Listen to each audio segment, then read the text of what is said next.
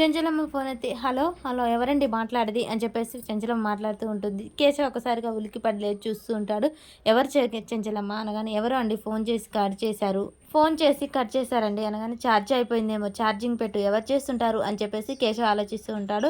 ఏమోనండి మాట్లాడుతుంటేనే కట్ అయిపోయింది, మాటగానే సరిగ్గా రాలేదు అని చెప్పేసి చెంచలమ్మ అంటూ ఉంటుంది.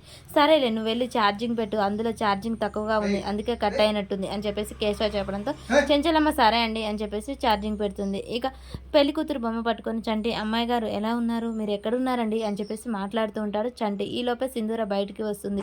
సరే అమ్మాయి గారికి పొద్దుపోయింది పడుకోండి అని చెప్పేసి సింధూరని చూడగానే అమ్మాయి గారు ఏంటి అంత దిగులు పడుతున్నారు, అమ్మాయి గారు అని చెప్పేసి పిలవబోతూ మళ్ళీ ఆగుతాడు. వద్దులే ఈ టైంలో పిలిస్తే బాగోదు అని చెప్పేసి చంటి ఇటు తిరగగానే సింధూర కిందికి వచ్చి మళ్ళీ బాధపడుతూ ఉంటుంది. ఏంటమ్మాయి గారు ఎందుకు ఇలా బాధపడుతున్నారు? ఏమో చంటి నాకు అత్తమ్మ గురించి భయంగా ఉంది. ఇక మా అమ్మ నాన్న ఇక్కడికి వచ్చారంట, నాకు ఇంకా చాలా భయంగా ఉంది.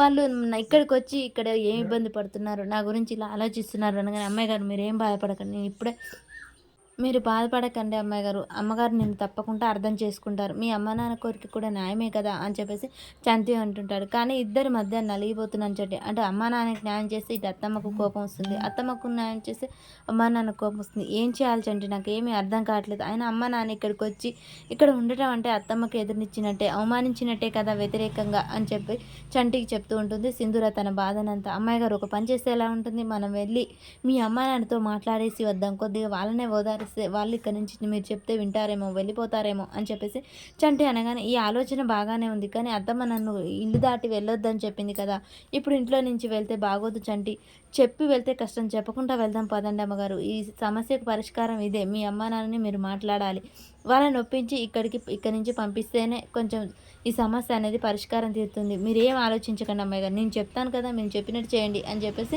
చంటి సింధూరకు నచ్చజెప్పి అక్కడే ఉన్న సైకిల్ని అయితే తీసుకొని వస్తూ ఉంటాడు. అమ్మాయి గారు ఇక రండి వెళ్దాం, అది కాదు చంటి అత్తమ్మకు తెలిస్తే బాధపడుతుంది అనగా అంత అత్తమ్మకు తెలియకుండానే మళ్ళీ ఎమ్మటే వద్దాం పదండి అమ్మాయి గారు, మీ అమ్మ నాన్నకు సర్ది చెప్పడం ముఖ్యం అని చెప్పేసి చంటి బలవంతంగా సింధుని అయితే తీసుకెళ్తాడు. ఈలోపే చాముండి ఏంటో మధ్యాహ్నం నిద్రపోతే ఇప్పటి అస్సలు నిద్ర పట్టదు అని చెప్పేసి తను బయటకు వచ్చి చంటి మంచం వైపు చూస్తూ ఉంటుంది. ఈలోపే చంటి అక్కడ ఉండదు. ఏంటి నేను పడుకునేటప్పుడు వాడు ఇక్కడే ఉన్నాడు కదా, ఇప్పుడు లేడేంటి, ఆయన పనివాడి గురించి మనం ఎందుకులే ఆలోచించడం, చాలా అసహ్యంగా ఉంటుంది, మనకెందుకులే అని చెప్పేసి చాముండి అనుకొని ఇటు తిరిగి చూస్తూ ఉంటుంది. మరి ఈలోపే సింధూర చంటి బయటికి వెళ్ళడం చూస్తుందా చాముండి, చూసి ఊరుకుంటుందా, ఇంట్లో అందరికీ చెప్తుందా, అసలు ఏం జరుగుతుంది అనేది మనకు నెక్స్ట్ వీడియోలో తెలుస్తుంది.